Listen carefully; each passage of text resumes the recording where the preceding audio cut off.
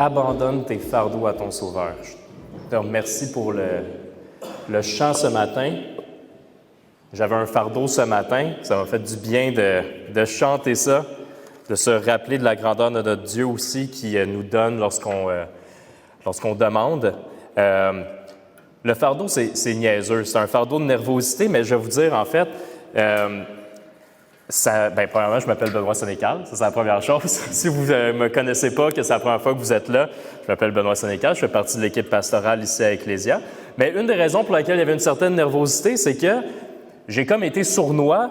On m'a pas vu trop, mais en fait, la dernière fois que j'ai enseigné, c'est le 18 décembre. C'était pour Noël. Ça fait comme 3 mois, puis ça fait quand même un certain temps. C'est juste que souvent, je suis là, je fais les annonces, puis quand David était absent pendant ses vacances, je regardais, je chapeautais un peu un dimanche matin de certaine façon, mais ça faisait longtemps que je n'avais pas enseigné. Puis, la nervosité, parce que j'ai essayé de sonder mon cœur, je suis comme, mais pourquoi je suis nerveux? C'est-tu vraiment parce que ça fait 3 mois que je n'avais pas enseigné devant vous? Je me suis dit que c'est pas vraiment pour ça. C'est parce que je prends une bénédiction de notre assemblée puis je l'ai comme transformé en un truc de nervosité qui vient pas de Dieu, qui vient de l'ennemi. Je suis le 3e à enseigner dans la série de Ruth. David avait fait l'introduction, avait fait une belle introduction pour voir l'ensemble de qu'est-ce qui se passe dans le livre de Ruth et Jean-François a enseigné la semaine dernière dans Ruth 1. Et la bénédiction, c'est que, je ne sais pas si ça vous arrive des fois quand vous êtes avec d'autres personnes qui vous challengent, vous avez des collègues, d'autres personnes qui sont comme vraiment, dans le fond, que vous aimez beaucoup, qui vous challengent à être meilleur. C'est comme ça que je vois aussi l'équipe d'enseignants que j'aime beaucoup, que j'apprécie beaucoup. Puis là, je l'ai comme transformé en mauvaise comparaison, en compétition dans mon cœur, que je voulais pas comme être moins bon. Fait que je vous le dis, c'est ça que j'avais comme fardeau ce matin. Mais en réalité, c'est une bénédiction qu'on a à Ecclésia d'avoir plusieurs enseignants qui peuvent traiter ensemble de la parole de Dieu. On est une église, on est une assemblée, fait qu'on peut s'encourager les uns les autres. Si vous n'étiez pas là pour les 2 dernières semaines, d'ailleurs, juste vous dire que, parce que là, on va lire aujourd'hui et étudier le chapitre 2 du livre de Ruth. Fait que je vais faire un petit retour pour pas que tu sois complètement perdu, admettons que tu n'étais pas là dans les derniers temps. Mais juste vous dire que si vous vouliez, les enseignements sont présents en ligne. Sur YouTube, on a une chaîne qui s'appelle Église Ecclésia parce que je sais qu'il y a des personnes que vous êtes là pour la première fois ce matin. J'ai parlé à certaines personnes. Donc, si vous voulez un petit rappel, vous avez manqué des choses, n'hésitez pas à retourner voir ces enseignements-là qui sont sur Internet. Fait que pour le rappel, je vais revenir juste sur Ruth 1. Ça, c'est ce que Jean-François Moquin, la semaine dernière, a enseigné. Fait qu'un petit rappel de qu'est-ce qui se passe dans le premier chapitre de Ruth. Il y avait une famine dans le pays de Juda. Il y avait des personnes qui habitaient à Bethléem. Donc, on fait la connaissance, en fait, dans le chapitre 1, de Naomi et son mari qui s'appelle Élimélec. Et ils ont 2 fils. Et ils décident de quitter leur ville natale parce qu'il n'y a pas beaucoup de nourriture, fait qu'ils s'en vont dans le pays de Moab. Le pays de Moab qui est à côté de l'endroit, à côté du pays de Juda. Il faut savoir qu'il y a un historique de conflit entre le pays de Juda puis le pays de Moab. Okay? C'est comme, on ne va pas aller dans toutes les circonstances, mais ça remonte à très, très loin. Plusieurs conflits, des situations tendues. C'est dans ce contexte-là qu'ils se retrouvent. Quand ils arrivent là-bas, on n'a pas beaucoup de détails, mais on sait qu'ils ont déménagé et le mari de Naomi, Élimélec, meurt. Donc, Naomi se retrouve veuve. Ses 2 fils trouvent des femmes moabites qui s'appellent Orpa et Ruth. Orpa et Ruth sont mariés avec les garçons de Naomi pendant 10 ans. Et ensuite, on apprend dans le texte qu'elles aussi deviennent veuves, donc les 2 fils de Naomi meurent aussi. Et là, c'est ça le contexte. On se retrouve avec 3 personnes qui sont veuves, qui sont dans le pays de Moab. Et comme Jean-François avait parlé la semaine dernière, c'était pas le même contexte à cette époque-là. On n'avait pas comme de l'assistance sociale où le gouvernement ne prenait pas soin comme des personnes lorsqu'ils étaient veuves ou orphelins ou quoi que ce soit. Fait que ce qui se passait habituellement, c'est que si on avait 3 personnes qui étaient veuves, ils étaient un petit peu mal prises. C'est pas pour rien que vous allez voir souvent dans la Bible, quand on lit dans le Nouveau Testament, que ça dit de prendre soin de la veuve et l'orphelin. C'était très,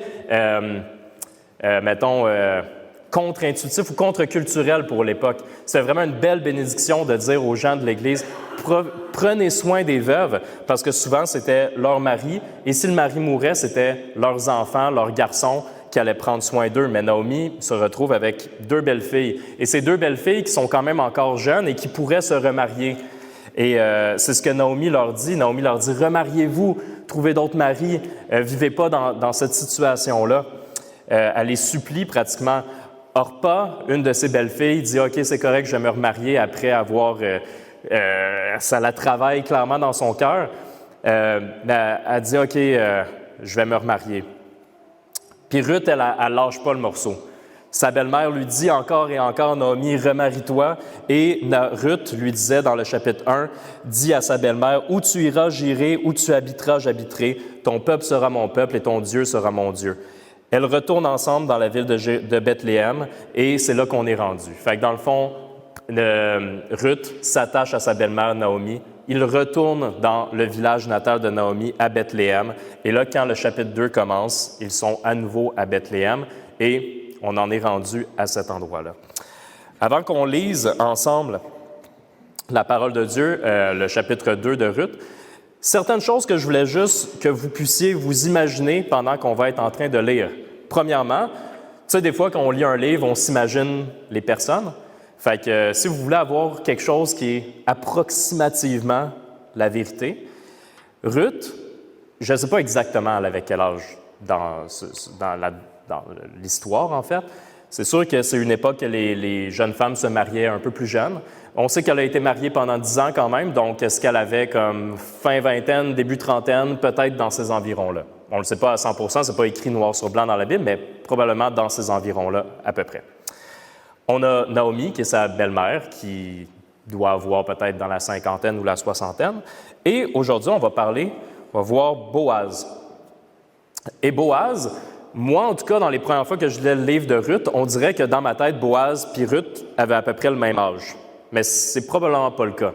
Encore une fois, on n'a pas un truc qui nous dit Boaz avait tel âge exactement, mais on a plusieurs indices qui semblent nous pointer que Boaz était plus proche en âge de Naomi, c'est-à-dire la belle-mère de Ruth, que de Ruth. Pourquoi? Entre autres, il y a certains indices comme quoi que Boaz est un proche parent du mari de Naomi, un proche parent d'Élimélec. Proche parent, qu'est-ce que ça veut dire exactement? Mais il semblerait qu'il était peut-être plus proche en âge de l'ancien mari de Naomi. Autre chose aussi, on va voir qu'il y a une certaine position d'autorité, il est comme propriétaire d'un champ. Il va souvent faire référence à ses employés comme ses jeunes serviteurs, ses jeunes servantes. On va voir aussi qu'aujourd'hui, à un moment donné, il parle à Ruth, puis il lui dit « ma fille ». Donc, il parle avec cette espèce d'idée-là, c'est pas sa fille, mais c'est cette idée-là de comme protection envers elle. Donc, juste à retenir ça un peu quand vous allez voir. Je pense que ça va vous aider aussi pour le reste de la lecture, dans le fond, pour Ruth 3 et 4, pour les 2 prochaines semaines, pour voir un peu les interactions qu'il y a entre eux. Un petit défi, fait que oui, un petit défi pendant qu'on va lire ensemble la parole de Dieu. Je vais vous demander quelque chose à porter attention, parce qu'après, je veux faire un retour avec vous sur ces choses-là. Fait que je vais demander aux hommes dans la salle de noter au fil du texte si vous trouvez qu'il y a certaines qualités d'une femme de Dieu qui sont exprimées chez Ruth. Si vous voyez qu'il y a certaines choses que vous dites « Ah, ça, on voit clairement comment Dieu se manifeste dans la vie de Ruth à ces endroits-là. » Pour les femmes dans l'Assemblée, je vous demanderais de regarder si vous voyez certaines qualités d'un homme de Dieu chez Boaz, puis de retenir peut-être les versets qu'on va voir ensemble. Puis quand on va finir de lire ensemble, je vais juste, à main levée, vous pourrez juste dire « Je trouve que ça ne sera pas gênant. » Vous pourrez juste dire « Je trouve qu'elle est comme ça. » Puis je vais juste le noter, puis on va faire un retour ensemble sur ça. Si tu es un peu plus jeune, là, les personnes, les ados dans la salle, vous êtes inclus aussi là-dedans, même que vous êtes probablement meilleurs, vous êtes habitués toute la semaine, vous écoutez des personnes parler. Fait que vous pouvez, vous autres aussi, participer si vous le voulez. Avant de commencer, si vous voulez bien, on va prier, puis ensuite de ça, on lit ensemble le chapitre 2 de Ruth. Seigneur Dieu, je te remercie personnellement pour cette belle occasion qu'on a de lire ta parole, de puiser dans ta parole ce matin. Si on sort ce matin en sachant quelque chose de plus sur toi, Seigneur Dieu, ça va être une énorme bénédiction pour notre vie. On te prie que tu puisses continuer à nous montrer ta nature, à nous montrer qui tu es au fil de ta parole. Je te remercie pour de transformer nos cœurs, je te remercie de préparer nos esprits, de donner une bonne disposition à nos esprits, à nos cœurs, pour pouvoir accueillir de façon favorable ta parole ce matin et de te voir comme le personnage principal de cette histoire, de la belle histoire de Ruth et de Boaz. Merci Seigneur, au nom de ton Fils Jésus. Amen. Super. Donc, si vous voulez bien, vous pouvez ouvrir votre Bible. On est dans le livre de Ruth, le chapitre 2. Je sais qu'il y a des personnes qui ont ça sur leur téléphone, des fois avec YouVersion, donc c'est là qu'on est actuellement.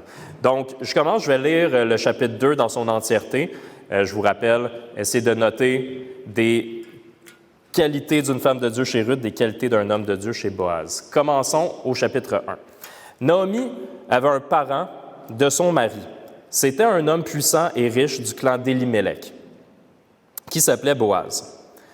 Ruth la Moabite dit à Naomi, « Laisse-moi aller ramasser des épis abandonnés dans un champ, derrière celui aux yeux duquel je trouverai grâce. » Elle lui répondit, « Vas-y, ma fille. » Ruth alla ramasser des épis dans un champ, derrière les moissonneurs. Il se trouva que la parcelle de terre appartenait à Boaz, du clan d'Élimélec. Or, Boaz vint de Bethléem. Il dit aux moissonneurs, « Que l'Éternel soit avec vous. » Ils lui répondirent, « Que l'Éternel te bénisse. » Boaz dit à son serviteur chargé de surveiller les moissonneurs, « À qui est cette jeune femme? » Parce qu'il voit Ruth, il ne la connaît pas, elle est dans son champ. Le serviteur chargé de surveiller les moissonneurs répondit, « C'est une jeune femme moabite qui est revenue avec Naomi du pays de Moab. Elle a dit, « Permettez-moi donc de glaner, de ramasser des épis entre les gerbes derrière les moissonneurs. » Et depuis son arrivée ce matin jusqu'à présent, elle est restée debout et ne s'est reposée qu'un moment dans la maison. Boaz dit à Ruth, « Écoute, ma fille, ne va pas ramasser des épis dans un autre champ. Ne t'éloigne pas d'ici, reste avec mes servantes. Regarde où l'on moissonne dans les champs et va après elles. J'ai défendu à mes serviteurs de te toucher. Quand tu auras soif, tu iras au vase et tu boiras ce que les serviteurs auront puisé. » Alors, elle tomba le visage contre terre, se prosterna et lui dit, « Comment ai-je trouvé grâce à tes yeux pour que tu t'intéresses à moi, une étrangère? » Boaz lui répondit, « On m'a rapporté tout ce que tu as fait pour ta belle-mère depuis la mort de ton mari, et comment tu as quitté ton père et ta mère et le pays de ta naissance pour aller vers un peuple que tu ne connaissais pas auparavant. Que l'Éternel te rende ce que tu as fait et que ta récompense soit entière de la part de l'Éternel, le Dieu d'Israël, sous les ailes duquel tu es venu te réfugier. » Elle dit, « Oh, que je trouve grâce à tes yeux, mon Seigneur, car tu m'as consolé et tu as parlé au cœur de ta servante. Pourtant, je ne suis pas, moi, comme l'une de tes servantes. » Au moment du repas, Boaz dit à Ruth, « Approche-toi, mange du pain, trempe ton morceau dans la vinaigrette. » Elle s'assit à côté des moissonneurs. On lui donna du grain rôti, elle mangea à satiété et garda le reste. Puis elle se leva pour ramasser des épis. Boaz donna cet ordre à ses serviteurs. Qu'elle ramasse aussi des épis entre les gerbes et ne lui faites aucun mal. Vous retirerez même pour elle des gerbes quelques épis et vous la laisserez ramasser sans lui faire de reproche. Elle ramassa des épis dans le champ jusqu'au soir, puis elle bâtit ce qu'elle avait récolté. Il y eut environ 22 litres d'orge. Elle l'emporta et rentra dans la ville, et sa belle-mère vit ce qu'elle avait ramassé. Elle sortit aussi les restes de son repas et les lui donna. Sa belle-mère, Naomi, lui dit, « Où as-tu ramassé des épis aujourd'hui?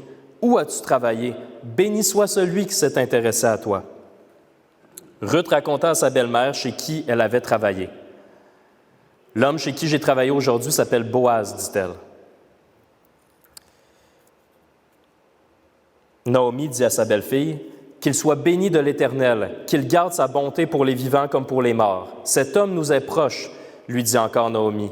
Il est un de ceux qui ont le droit de rachat sur nous. » Ruth la Moabite ajouta, « Il m'a dit aussi, reste avec mes serviteurs jusqu'à ce qu'ils aient terminé toute ma moisson. » Naomi dit à sa belle-fille Ruth, « Il est bon que tu sortes avec ses servantes, ma fille, et qu'on ne te rencontre pas dans un autre champ. » Ruth resta donc avec les servantes de Boaz pour ramasser des épis jusqu'à la fin de la moisson de l'orge et de la moisson du blé. Elle habitait avec sa belle-mère. Donc, c'était le chapitre 2 de Ruth. Alors, on va commencer avec « Mesdames, est-ce que vous avez trouvé dans le texte certaines qualités présentes chez Boaz qui vous démontrent qu'il s'attache à Dieu? Est-ce que vous trouvez certaines qualités parmi ce que Boaz disait? Oui. Protecteur. Oui, protecteur. On va le voir tout à l'heure. Moi aussi, je l'avais montré. Donc, on sent qu'il y a une protection envers Ruth. Il veut lui apporter une protection. Est-ce qu'il y avait d'autres choses aussi? Je vois que, Robinson, tu me pointes quelqu'un, mais je ne sais pas qui tu me pointes. Parce qu'il n'y a personne qui a la... Ah! Salut! Ouais. Avec bonté. Il parle avec bonté aussi avec Ruth. Puis avec ses serviteurs aussi. La bonté, la protection, la grâce. OK. Maintenant, messieurs, est-ce que vous avez vu certaines qualités d'une femme de Dieu chez Ruth? Oui. Beaucoup d'humilité. L'humilité chez Ruth, effectivement. Je l'ai aussi vu au travers le texte. Oui. 7 et 17, travaillante. Le travail acharné aussi de Ruth dans le champ, du matin au soir. Est-ce qu'il y avait d'autres choses? Oui. Quoi? Courageuse. Quitter sa patrie, quitter sa famille, de suivre Naomi dans un pays qu'elle ne connaissait pas. Super.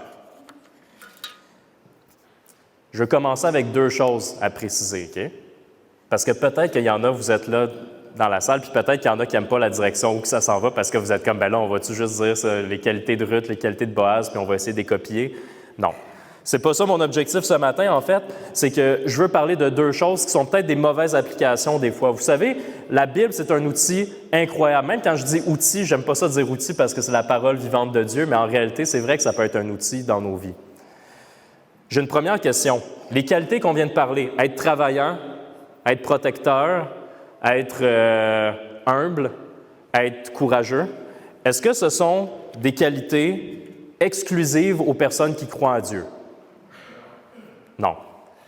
Fait que déjà là, en partant, si un message, si on lit la Bible, si on est tout le temps en train de regarder pour savoir quel genre de qualité on va avoir pour dire comme « Ah, c'est bon, là maintenant je suis rendu, je suis plus humble, etc. » C'est pas vraiment l'outil, c'est pas comme ça que ça devrait être utilisé principalement. C'est pas uniquement un guide de comportement avec des modèles à suivre. Le danger avec ça, c'est de vouloir changer le caractère sans vouloir changer le cœur. On le fait souvent dans nos propres vies, on le fait très souvent avec nos enfants, parce que d'une certaine façon, de la façon que nos enfants se comportent, des fois on est comme « Ah, ça veut dire quelque chose sur nous comme parents. Les gens ils vont voir qu'ils ne se comportent pas comme il faut, puis là, ils vont porter un jugement sur nous, fait qu'on veut qu'il y ait un bon comportement. » Ça peut être vraiment rapide qu'on va tomber dans ce piège-là. Ce qu'on voit vraiment dans la vie de Boaz, dans la vie de Naomi, c'est une transformation intérieure de leur cœur qui se manifeste ensuite par des fruits qu'on appelle les fruits de l'esprit, comme la patience, la paix, la joie, la bonté. Il faut faire attention, par contre, parce que ça serait possible de passer dans l'autre extrême, de dire que si ce n'est pas un guide de comportement, bien, la Bible n'a rien à dire sur comment on devrait agir de façon morale, de façon éthique. C'est de prendre le pendule puis se soigner de l'autre côté complètement puis de dire que, ah non, finalement, la Bible, c'est juste une façon de contrôler les foules, de contrôler le comportement puis de se dire que ça n'a rien à dire sur notre conduite morale et éthique. Ce n'est pas non plus le cas. Donc, comment utiliser la Bible comme il faut, d'une certaine façon? C'est quoi qu'on devrait se garder en tête? C'est quoi qu'on devrait se dire quand on lit la Bible? OK, bien là, comment je fais pour savoir vraiment c'est quoi, comment je l'étudie, comment je la lis, comment je la laisse transformer mon cœur? Bien, à la place on va regarder c'est quoi que Jésus dit, lui, directement par rapport à ça. On peut regarder le premier verset que je vais afficher à l'écran. Ici, c'est Jésus qui parle à ses disciples. On est vers la fin de l'évangile de Luc. Et Ses disciples sont en train de parler avec Jésus, puis Jésus les reprend, puis il leur dit la chose suivante. Il leur dit, c'est ce que je vous disais lorsque j'étais encore avec vous. C'est après la résurrection, en fait, de Jésus. Il fallait que s'accomplisse tout ce qui est écrit à mon sujet dans la loi de Moïse, dans les prophètes et dans les psaumes. Alors, il leur ouvrit l'intelligence afin qu'ils comprennent les Écritures. Et il leur dit, ainsi il était écrit, il fallait que cela arrive, que le Messie souffrirait et qu'il ressusciterait le troisième jour, et que la repentance et le pardon des péchés seraient prêchés en son nom à toutes les nations, à commencer par Jérusalem. Donc, notons que Jésus dit à ses disciples, il leur a ouvert l'intelligence afin qu'ils comprennent les Écritures, et en gros, il leur dit que les Écritures, donc toute la loi de Moïse, les prophètes, les psaumes, on parle de l'Ancien Testament, donc ce que Naomi et Boaz avaient en réalité, parce que le Nouveau Testament n'existait pas à cette époque-là, que tout pointait vers Jésus-Christ. Un autre passage pour renforcer ce qu'on vient de voir. Dans la deuxième lettre de Timothée, l'apôtre Paul écrit à Timothée, qui est comme son ami et son élève, on va dire. Okay? Il lui écrit « Depuis ton enfance », il parle à Timothée, « Depuis ton enfance, tu connais les Saintes Écritures qui peuvent te rendre sage. » Fait qu'on voit quand même qu'il y a une certaine chose, c'est bon dans l'éducation, depuis son enfance, il entend parler des Saintes Écritures, ça peut rendre sage en vue du salut par la foi en Jésus-Christ. Donc, quand on s'écarte de cette idée-là, quand on lit la Bible et vous l'avez vécu, puis je ne dis pas juste ça pour les personnes que, mettons, c'est la première fois que tu commences à lire la Bible puis tu veux savoir comment lire la Bible. Je le dis pour moi, je le dis pour toutes les personnes, vous le savez, quand on lit la Bible depuis même plusieurs années, des fois on le lit puis on trouve qu'on n'y retrouve pas un ressourcement. Et souvent, la raison pour laquelle on ne retrouve pas un ressourcement, c'est qu'on perd de vue le fait qu'on devrait lire les Écritures à la lumière du salut par la foi en Jésus-Christ. On peut la lire pour notre comportement. On peut la lire aussi des fois juste pour se donner raison sur certains points. On est dans un débat théologique avec quelqu'un, on regarde un peu partout dans la Bible, puis là on dit « OK, ben moi je pense que c'est ça que ça veut dire à cet endroit-là », puis là on veut juste renforcer qu'est-ce qu'on pense sur tel ou tel point. Et ça peut être très facile de ne plus voir Jésus à travers ça et qu'on ne lise plus comme il faut en réalité. Donc, vous voyez, c'est un certain problème. C'est comme d'utiliser son cellulaire, mettons, qui est un ordinateur super puissant avec plein de savoir dessus, puis de l'utiliser exclusivement pour regarder, mettons, des vidéos de chats. C'est comme, si tu fais juste ça avec, bien, c'est pas le problème, c'est pas l'outil en soi, c'est pas ton cellulaire, c'est plus l'utilisation que tu en fais. Il y aurait une autre chose aussi. Deuxième question. Les qualités qu'on a retrouvées et qu'on a énumérées chez Ruth et chez Boaz. Okay? J'ai demandé aux hommes de demander les qualités de Ruth, puis les femmes de demander les qualités de Boaz. Si on parle du travail, qu'on parle de l'humilité, qu'on parle de la bonté, toutes ces choses-là, est-ce que vous trouvez que, par exemple, le fait que Ruth soit travaillante, est-ce que c'est une qualité qu'on va dire qui est uniquement féminine? Le travail. Ou, par exemple, si on regarde Boaz puis qu'on dit, bon, ben Boaz, lui, il était bon. Est-ce que c'est quelque chose qui est exclusivement masculin? Pas vraiment non plus. Puis je dis ça parce que je veux lancer une fléchette, OK? Peut-être que ça va toucher personne. OK? Peut-être qu'il n'y a personne qui a grandi avec cette conception-là. Mais au moins, si ça touche une personne, ben ça sera déjà ça. OK?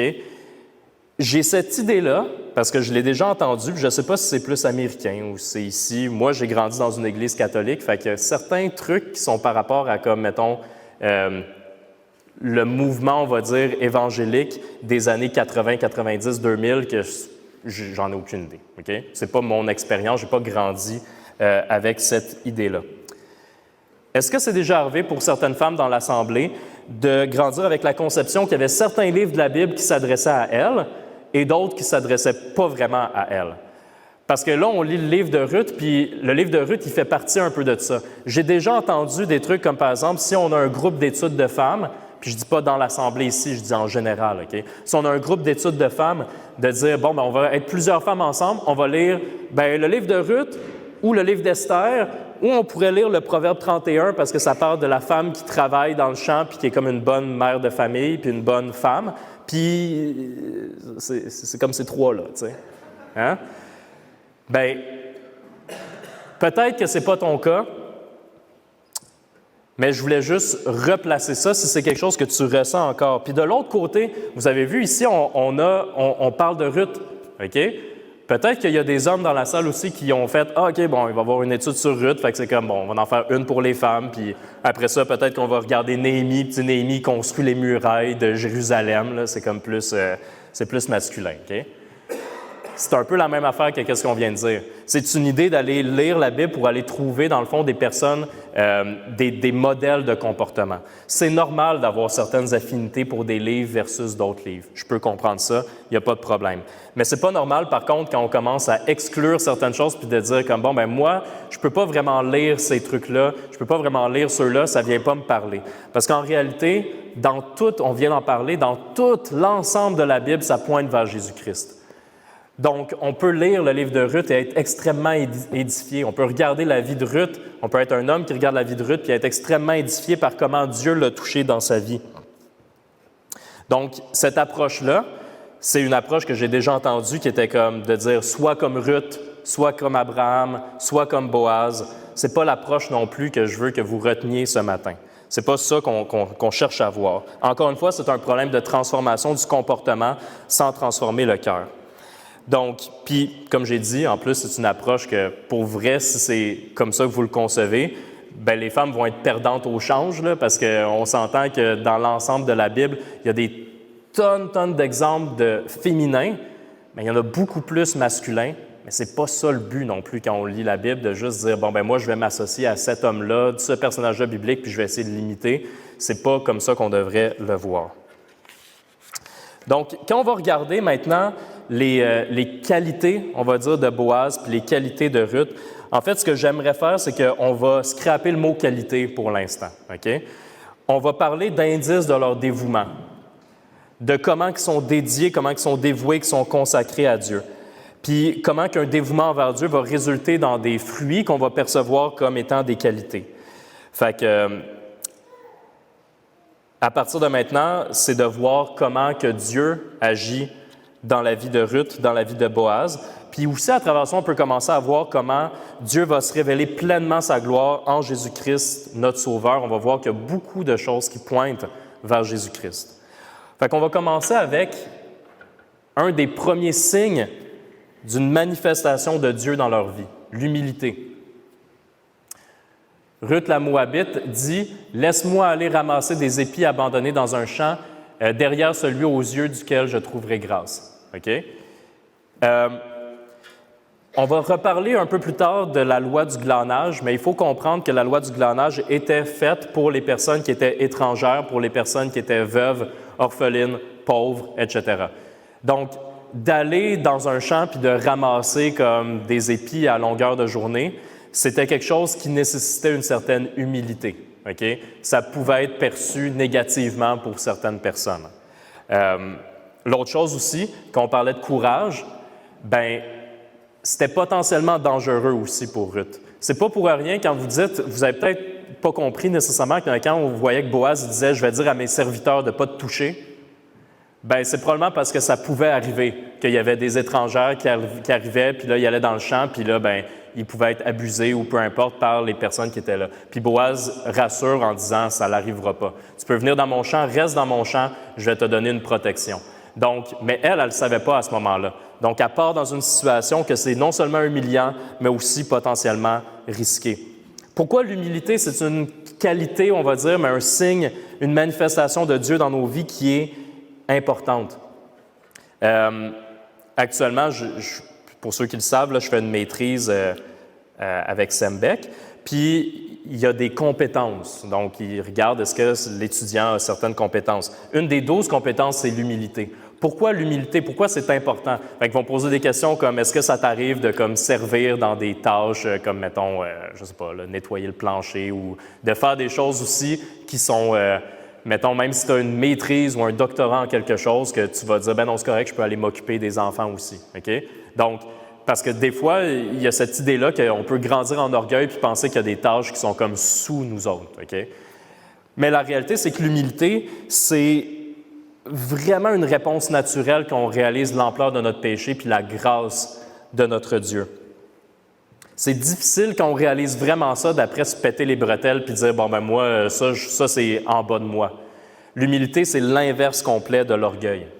Puis, on a juste à s'attarder au fait que quand on réfléchit à Dieu, un Dieu tout-puissant qui crée l'univers au complet, donc s'il y a bien quelqu'un qui est over-qualifié, c'est lui, puis qu'il vient ici, sur terre, en la personne de Jésus-Christ, qui vient mourir pour nos péchés. On voit Jésus aussi qui se met à genoux puis qui lave les pieds sales de ses disciples. On a un Dieu extrêmement puissant, mais qui nous montre un signe d'humilité dans la personne de son Fils Jésus-Christ. Donc l'humilité, c'est tout à fait un signe, une manifestation que Dieu peut prendre dans nos vies. Le prochain que Jean-Pierre nous avait parlé, c'est le travail acharné. Donc ici, je ne le relirai pas au complet, mais on a le verset 7, puis le verset 17 et 18, dans lesquels on voit que Ruth travaille matin et soir, qu'elle finit sa journée avec 22 livres d'orge. Je n'ai pas essayé chez nous de ramasser 22 livres d'orge, puis d'après de le ramener comme de marcher plusieurs kilomètres avec 22 livres d'orge. Je suppose que c'est probablement vraiment lourd, OK? Et que c'est un gros travail qu'elle a fait pendant toute la journée au complet, par amour pour sa belle-mère, mais aussi par dévouement pour elle. Et c'est une autre façon qu'on voit cette manifestation-là de Dieu dans son travail acharné. Un autre que je voulais voir, c'est le dévouement.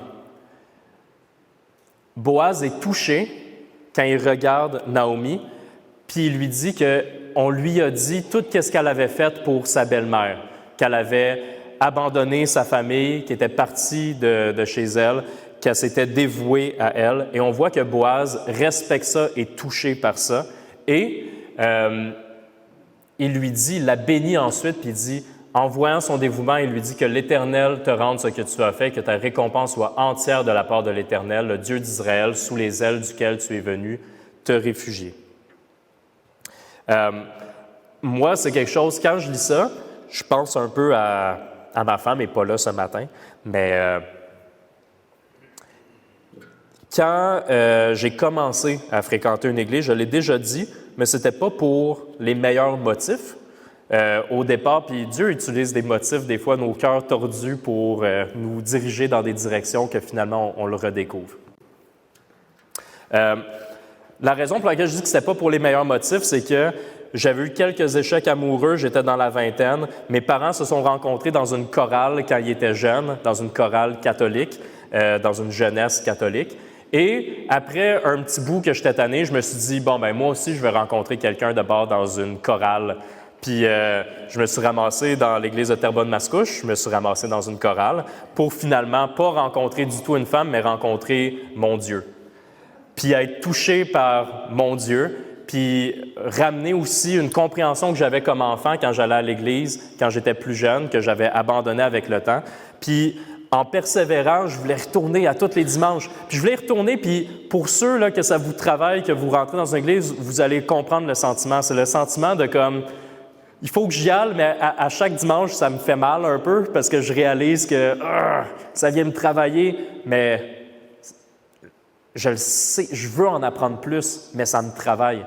C'est comme difficile, mais je ne peux pas m'empêcher. C'est comme irrésistible, je veux y aller, je veux continuer à en apprendre plus sur Dieu. Fait qu'à travers ça, bref, ce que j'ai rencontré, c'est que j'ai renouvelé ma relation avec Dieu. Puis quand je suis arrivé à Ecclésia, ben je ne le savais pas, mais il y avait Marie-Ève, qui est ma femme en ce moment, qui vivait quelque chose de similaire de son côté. Puis moi, Marie-Ève, au départ, quand je la voyais, elle avait tout le temps des enfants avec elle. Fait que moi, j'assumais que c'était ses enfants. Mais c'était pas ses enfants, c'était son neveu puis sa nièce. Puis si vous la connaissez, elle était tellement affectueuse avec eux, elle prenait tout le temps soin d'eux autres. Fait que plusieurs assumaient que c'était ses enfants. Moi-même, j'assumais que c'était ses enfants. Au travers de son service, au travers de son dévouement pour Dieu, je voyais comment Dieu se manifestait en elle. Et c'est ça que j'ai trouvé attirant en premier. Après ça, il y a d'autres choses que j'ai trouvées attirantes, bien sûr, mais il reste quand même que c'est quelque chose que je voyais chez elle, son dévouement. Je voyais comment Dieu se manifestait dans sa vie. C'est important, on va le voir tout à l'heure, parce que je le savais qu'elle ne faisait pas ces choses-là pour moi. Elle ne faisait pas ces choses-là pour quelqu'un d'autre dans l'Assemblée. Elle le faisait par amour pour Dieu. Si on regarde maintenant pour Boaz. Boaz, on va en parler beaucoup dans les 2 prochaines semaines parce que dans le chapitre 3 puis dans le chapitre 4, on va voir, surtout avec la notion de la loi du rachat, qu'on ne va pas rentrer dans les détails pour aujourd'hui, mais on va voir que Boaz est un type, des fois on dit un type de Christ, fait que c'est comme une ombre de quelque chose à venir et qui nous pointe vers Jésus-Christ. Juste revenir sur 2 phrases que Ruth dit. Il y a 2 moments dans le texte que Ruth s'adresse à Boaz. Puis regardez comment elle s'adresse à elle. Mettons qu'on oublie qu'elle s'adresse à Boaz. Qu'est-ce qu'elle lui dit? Elle lui dit à Boaz, « Comment ai-je trouvé grâce à tes yeux pour que tu t'intéresses à moi, une étrangère? » C'est la même chose qu'on pourrait dire à notre Sauveur Jésus-Christ. « Comment j'ai trouvé grâce à tes yeux pour que tu t'intéresses à moi? Un étranger, un rebelle, quelqu'un qui ne voulait rien savoir de toi. » Une autre chose qu'elle lui dit, « Oh, que je trouve grâce à tes yeux, mon Seigneur, car tu m'as consolé et tu as parlé au cœur de ta servante, tu as parlé au cœur de ton serviteur. Pourtant, je ne suis pas, moi, comme l'une de tes servantes. » Donc, encore une fois, pourquoi tu m'aimes comme ça? Pourquoi tu me protèges? Pourquoi tu me fais grâce? Je ne suis même pas un de tes serviteurs. Qu'est-ce que Boaz fait par la suite? Il l'inclut à sa table, il la bénit, il la protège, il lui donne une sécurité. C'est familier, hein? Ça nous pointe vers ce que Jésus-Christ fait pour nous. On voit que Boaz est un témoin de Dieu. Il est bon avec ses serviteurs. La première chose qu'il dit, il vient de Bethléem, il voit ses moissonneurs, ses ouvriers, « Que l'Éternel soit avec vous. » Et ils lui répondirent, « Que l'Éternel te bénisse. » C'est ça leur relation avec ses employés. Il les bénit au nom de l'Éternel. Il est témoin de Dieu dans sa vie. Pour le prochain, la grâce et la protection. On vient d'en parler. Il lui dit, « Va pas dans un autre champ, reste ici, t'éloigne pas d'ici. Je vais tout faire, je te donne grâce, je vais m'assurer que tu sois protégé. Je vais tout faire ces choses-là. Je vais prendre soin de toi. » Puis encore une fois, comme j'ai dit, il ne fait pas ça parce qu'il la trouve cute, OK? C'est pas ça comme le contexte, parce que si, moi, les premières fois que je le lisais, quand on s'imagine que, bon, ben, les deux, ils sont dans vingtaine, il l'a vu dans son champ, puis il a fait comme, oh, elle est pas pire, puis on sait plus tard, en tout cas, spoiler, il se marie, OK? Fait qu'il ne doit pas la trouver laide non plus, OK? Mais on voit que c'est pas ça l'objectif ici. Il a vu quelqu'un dans son champ qui est en train de ramasser, puis il a été touché par comment Dieu se manifestait dans sa vie, et ensuite, il lui a apporté sa protection. Puis c'est encore plus difficile parce que c'est pas comme une femme de son village de Bethléem qui est là, OK? Ça dit souvent, très souvent, Ruth la Moabite. Puis je vous rappelle que le peuple de Dieu, le peuple d'Israël, avec le peuple de Moab, il y avait comme des frictions, il y avait des guerres, ils ne s'aimaient pas la face. Fait que quand on dit tout le temps Ruth la Moabite, il y a comme une connotation négative à ça. Il voit une étrangère, puis non seulement c'est une étrangère, mais c'est une étrangère d'un peuple qui est pas mal un peuple ennemi. Mais malgré toutes ces choses-là, il apporte sa protection. C'est aussi un indice de voir que le plan du salut de Dieu, il n'était pas exclusif aux Juifs. On voit que ça s'étendait aux autres nations, ça s'étendait aux étrangers, ça s'étendait aux ennemis. La dernière, la générosité. Ici, on parlait de la loi du glanage. Et là, premièrement, c'est pas le plus beau mot de la langue française, en glanage. On dit à chaque fois, je suis comme, ça me c'est bizarre comme mot. Mais la loi du glanage, pour bien la comprendre, et David en a parlé, Jean-François en a parlé, en gros, en Israël, quand un cultivateur avait des produits de son champ, il devait, selon la loi de Dieu, permettre aux pauvres de ramasser ce que les moissonneurs avaient laissé derrière eux. Donc, il ne fallait pas qu'ils moissonnent non plus complètement la lisière de son champ. La lisière, c'est les bordures de son champ. Puis s'il y avait des raisins, des olives qui tombaient, il les laissait là. S'il y avait des gerbes, du blé, par exemple, que les moissonneurs allaient échapper par terre, bien, il ne fallait pas qu'ils ramassent, il fallait qu'ils les laissent là pour les veuves, les étrangers, les pauvres, etc. On va lire ensemble directement dans Deutéronome où on retrouve cette règle-là, parce que ça faisait vraiment longtemps que cette règle-là existait au sein du peuple. Donc, dès le départ, dès l'exil de l'Égypte, dès après Exode, quand le peuple de Dieu était plus, dans le fond, pris en Égypte, Dieu a donné des lois. On l'appelle souvent la loi mosaïque ou la loi de Moïse. Et c'était une des choses, donc la loi du glanage, qui faisait partie de leur tradition juive à l'époque, qui disait, quand tu moissonneras ton champ et que tu auras oublié une gerbe, tu ne retourneras pas la prendre. Elle sera pour l'étranger, pour l'orphelin et pour la veuve, afin que l'Éternel, ton Dieu, te bénisse dans tout le travail de tes mains. Et là, j'ai fait un petit saut pour aller au verset 22. Pour comprendre la raison derrière cette loi-là, tu te souviendras que tu as été esclave en Égypte. Voilà pourquoi je te donne ces commandements à mettre en pratique. Justement, pour rappeler un peu l'humilité de dire quelqu'un qui a un champ, qui a beaucoup, beaucoup de ressources, de se rappeler que ses ancêtres étaient avant en Égypte, qui étaient esclaves en Égypte, se rappeler d'avoir cette générosité-là. De tout le temps se rappeler de la condition, aussi de se rappeler qu'on est des serviteurs de Dieu et qu'on n'est pas au-dessus de ça. Ce que je trouve vraiment intéressant aussi, c'est que cette loi relative au glanage laisse quand même une certaine... ça ne précisait pas la quantité que les cultivateurs devaient laisser aux pauvres. Quand on dit de laisser les lisières, donc les côtés du champ, puis de ne pas aller les moissonner, bien, je ne sais pas pour vous, mais c'est assez général. Comme comment tu vas déterminer c'est quoi les lisières de ton champ? Est-ce que ça va être comme à 1 mètre de ton champ, ou à 10 mètres du bord de ton champ, ou à 20 mètres du bord de ton champ? Fait qu'il y a une règle, mais la règle quand même sert à... il y a de l'espace pour la générosité, je vous dirais.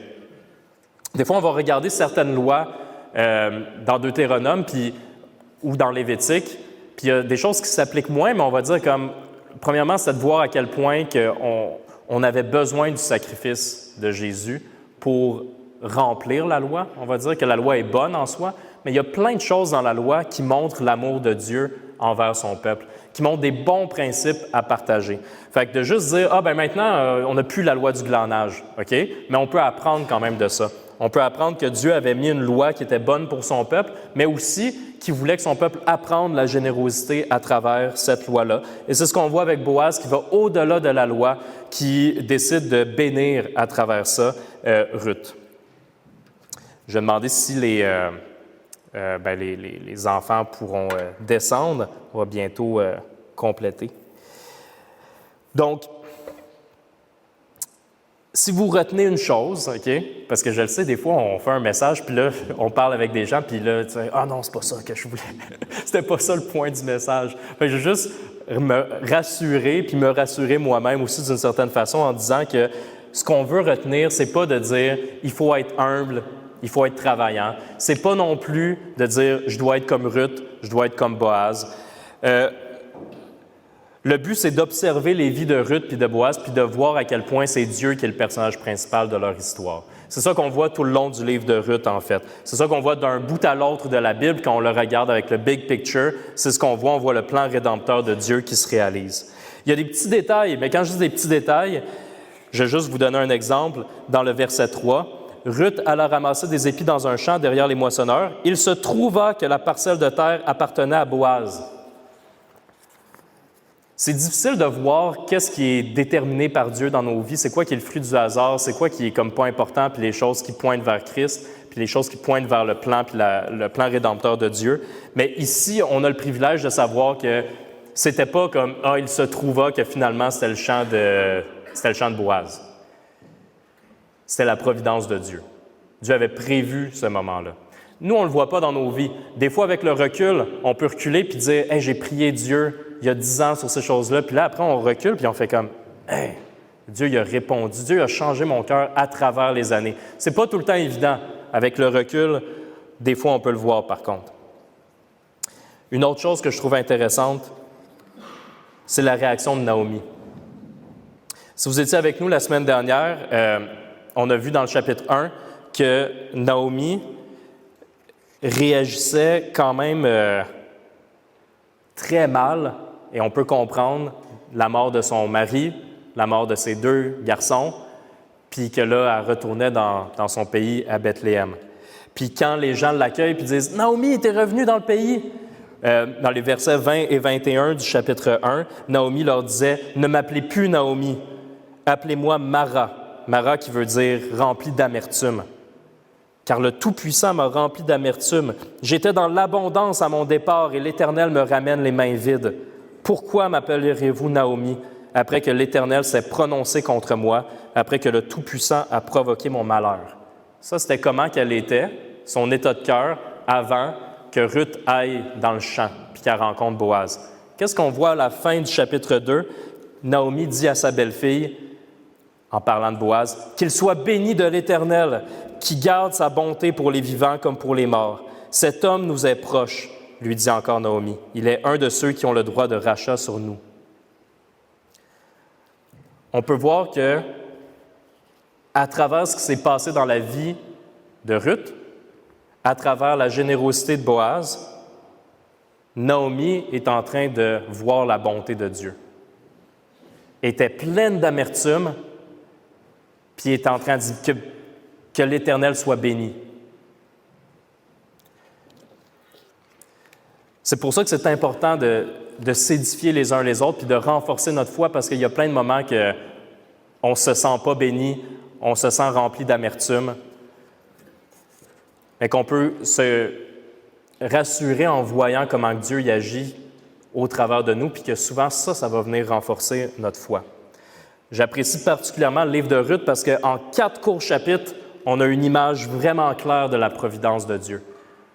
C'est aussi le cas dans la Bible, mais des fois, c'est difficile d'aller chercher le big picture, mais si vous lisez 4 chapitres, vous voyez à quel point Dieu réalise son plan à travers ces vies-là, puis à travers des détails, des fois, qui semblent vraiment anodins, à travers des vies ou à travers des choses qui semblent anodins, à travers les hauts et les bas, à travers les deuils, à travers les joies, on voit clairement le plan de Dieu. C'est clairement lui le personnage principal.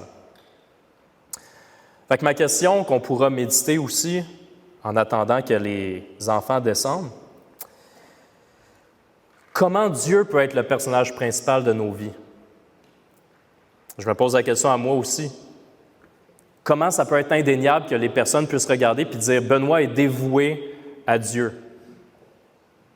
Sarah est dévouée à Dieu. David est dévoué à Dieu. Sophie est dévouée à Dieu. » Comment ça peut être clair? Comment ça peut être précis? Pas pour notre gloire personnelle, mais pour que ça pointe vers la gloire de Dieu, comme des panneaux indicateurs qui pointent vers Dieu. Comment faire? Parce qu'encore une fois, comme je vous ai dit, ce n'est pas le bon réflexe de dire « Bon, bien, je vais être plus humble, je vais être plus travaillant, puis là, les gens, ils vont voir que je suis une bonne personne. » Non, ils vont voir que tu es une bonne personne, ils ne vont pas voir Dieu. « Ah, je vais être plus comme Naomi, je vais être plus comme Boaz. » Ce n'est pas vraiment ça. Le but, c'est de dire comment je peux être transformé. Puis encore une fois, c'est quelque chose de difficile parce qu'on sait que la transformation ne vient pas de nous. Fait qu'est-ce qu'on fait dans ce temps-là? On le demande. On le demande à notre Dieu qui est le seul qui peut faire cette transformation-là.